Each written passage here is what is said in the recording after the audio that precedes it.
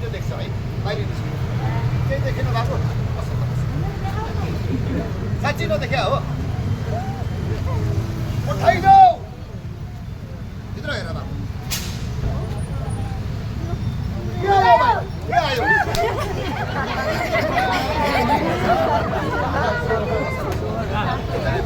के आयो भाइ भूत भाइ भूत आएर भूतलाई बाँधेर निकाल्छु